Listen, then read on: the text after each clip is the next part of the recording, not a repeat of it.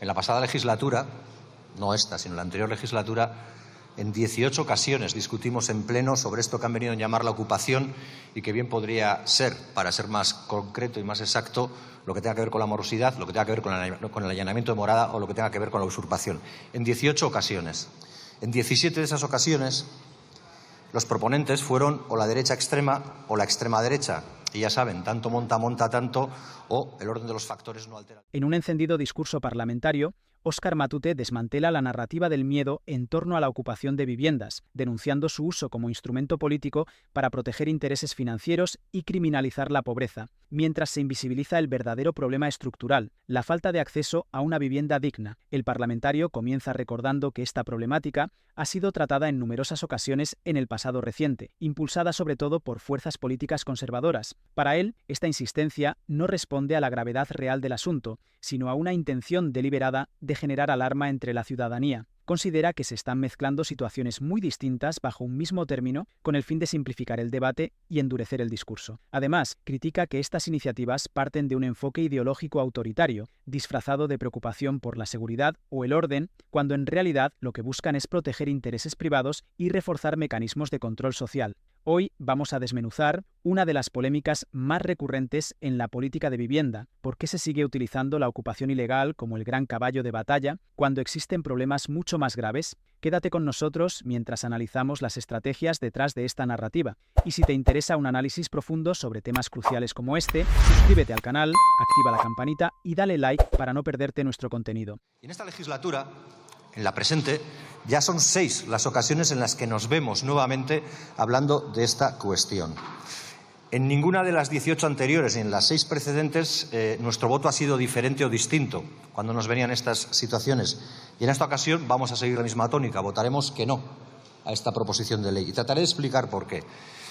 Porque en esta iniciativa, por muy envolvente que se haga la maniobra moralizante en torno a la vulnerabilidad y en torno al derecho a la vivienda, lo que hay detrás es una voluntad permanente por generar un estado de temor, de ansiedad y de miedo en la población en torno a la posibilidad de que se vayan a comprar el pan y les ocupen la vivienda. Pero tendrán que saber, y este es un dato estadístico, que hay 180 veces más de posibilidades de que lo desahucien porque no pueda pagar la hipoteca, porque no pueda pagar el alquiler, porque le eleven las condiciones del préstamo, que de que le ocupen la vivienda, de que le allanen la morada. El parlamentario se refiere a una propuesta de ley relacionada con la ocupación de viviendas, un tema recurrente en los debates políticos en España. En esta iniciativa legislativa, el Gobierno o los grupos que la promueven intentan presentar la ocupación ilegal de viviendas como un gran problema social, apelando a la moralidad y la justicia, destacando la vulnerabilidad de las personas afectadas.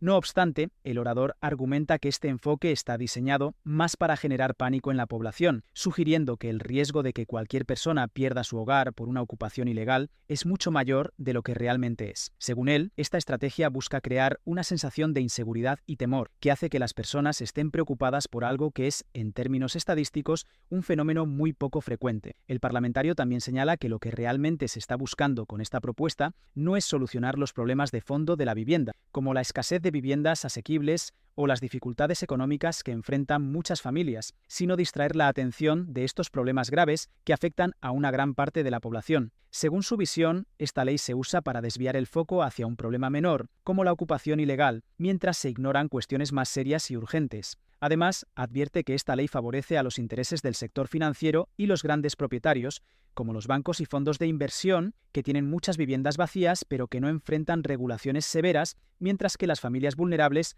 son las que sufren realmente la falta de acceso a la vivienda. Nosotros nunca vamos a defender el allanamiento de morada de nadie. Nos da igual que sea su primera vivienda, su segunda, su tercera, su cuarta o su quinta, porque todas esas entran dentro de la consideración de morada y, por tanto, estarían sometidas a ese proceso de desahucio exprés. Lo que ustedes buscan en esta iniciativa es que el otro 95% de las viviendas que sufren de usurpación tengan el mismo recorrido y la misma velocidad en el desahucio. Y ya que hablamos de eso, le diré que están hablando de que por lo que sucede en el 95% de las viviendas les apliquemos lo que pasa en el otro 5%. Y esa es una lógica bastante retorcida. ¿Porque hay problemas? Sí, sin duda, lo hay, en esa proporción. Una proporción que se estima del orden de 1.000 viviendas, del total de 26 millones de viviendas que hay en el Estado español. 1.000 viviendas de 26 millones de viviendas.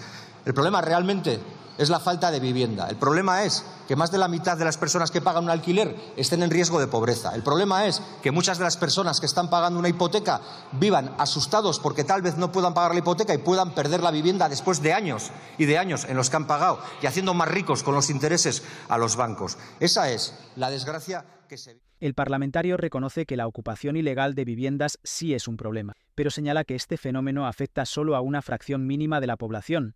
Según su cálculo, este tipo de situaciones solo representan un pequeño porcentaje en relación con el total de viviendas en el país, específicamente apenas 1.000 viviendas de un total de 26 millones. Esto pone en perspectiva la magnitud del problema y cuestiona si es tan urgente como se ha planteado en el debate político, sugiriendo que los recursos y el enfoque legislativo podrían estar mal dirigidos si se basan en una preocupación desmesurada por una cuestión marginal. En este contexto, la intervención del parlamentario también subraya que, aunque el tema se presenta como una prioridad, existen problemas mucho más grandes y extendidos relacionados con la vivienda que no se están abordando de manera efectiva. La crisis de la vivienda, los altos costos de los alquileres y la precariedad de muchas familias que no pueden acceder a un techo digno son problemas mucho más generalizados y graves. Por lo tanto, está sugiriendo que la actual propuesta de ley está desatendiendo los verdaderos desafíos habitacionales en favor de una política que agranda un problema que, según él, no tiene la dimensión que se le da en los discursos oficiales. A lo largo de este análisis, hemos visto cómo la ocupación se utiliza para desviar la atención de los verdaderos problemas de la vivienda, como los intereses de los grandes actores económicos. ¿Te parece que estamos mirando el problema desde el ángulo correcto? Déjanos tu opinión en los comentarios, comparte este análisis y no olvides suscribirte al canal para seguir explorando estos temas políticos a fondo. Ya sea la vasca o la catalana, ¿en qué medida no interfiere esto con la Ley de Vivienda del 2015 aprobada por el Parlamento Vasco, con los votos de Euskal Herria Bildu, entre ellos, que dice que las viviendas vacías que pertenecen a bancos, fondos de inversión o fondos buitre pueden ser expropiadas si están vacías? O sea, aquí lo que se nos plantea es que se desaloja a todo el mundo y que ya si eso, vayan para algún tipo de fin social. Nosotros no podemos apoyar una cuestión de este tipo. Y ahora, fíjense, las vueltas que da la vida y las tornas que se tornan siempre. Pues no lo hacemos porque aquí sí habría una invasión competencial clara a la Ley de Vivienda del Parlamento Vasco aprobada en el 2015.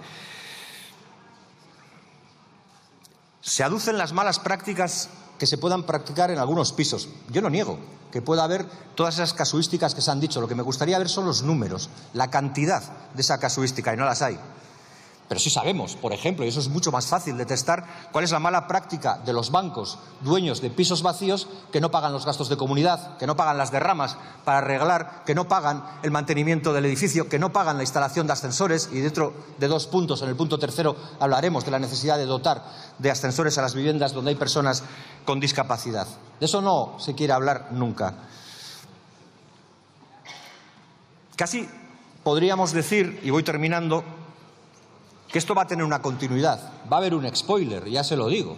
El siguiente va a ser la inquiocupación, que es un término que, por cierto, no reconoce ni la inteligencia artificial y que no es más que el de la morosidad de toda la vida. Seguramente nos vengan con que hay que perseguir la morosidad, a la vez que quieren no aplicar la Ley de Vivienda para que puedas subir los alquileres de manera reiterada y encontrar así, y gracias a iniciativas como esta, la fórmula para desalojar a la gente que no esté dispuesta a sacrificar más de su vida pagando más dinero para tener derecho a techo. Debe finalizar, sí, voy terminando. En estos días todo el mundo habla de la motosierra de Milei y todo el mundo dice que sobra y que hay que adelgazar el poder público y que para eso falta una motosierra. Es curioso que la motosierra siempre sea para adelgazar derechos y nunca para mantener aquellos elementos del Estado que permiten que la coerción del Estado caiga sobre los más débiles, para que la coerción del Estado caiga sobre los débiles, potenciando y fortaleciendo y, desde luego, protegiendo a los poderosos. Gracias. En esta parte final del discurso, el parlamentario mantiene su crítica a la iniciativa legislativa y la considera como una invasión a las competencias del Parlamento Vasco, particularmente con respecto a la Ley de Vivienda de 2015. En ese contexto, la ley vasca permite la expropiación de viviendas vacías pertenecientes a bancos o fondos de inversión para destinarlas a fines sociales. El parlamentario subraya que el proyecto de ley del Gobierno central va en contra de esta ley autonómica, ya que propone desahuciar a las personas que ocupan viviendas sin ofrecer alternativas claras o soluciones sociales. Este punto resalta una contradicción, ya que se defiende la idea de garantizar el derecho a la vivienda mientras se desprotege a los más vulnerables, favoreciendo, según su opinión, intereses privados, como los bancos y fondos de inversión, que contribuyen poco al bienestar social. Además, el parlamentario destaca una cuestión que para él es central: las malas prácticas del sector financiero. A pesar de que se mencionan casos de ocupación ilegal de viviendas, el foco, para él, debería estar en las prácticas abusivas de los bancos, que dejan viviendas vacías sin pagar los gastos de comunidad ni el mantenimiento necesario. En su intervención también menciona la urgencia de mejorar la accesibilidad a las viviendas, en especial para personas con discapacidad, señalando que estos problemas son sistemáticamente ignorados en la discusión pública.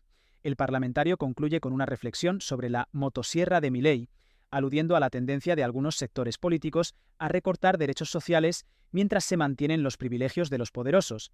Una crítica al modelo que prioriza los intereses económicos por encima del bienestar de la ciudadanía. Después de todo lo que hemos analizado, queda claro que la crisis de la vivienda necesita una solución más estructural, no un foco desmedido en problemas marginales. ¿Qué piensas sobre las propuestas que se están debatiendo?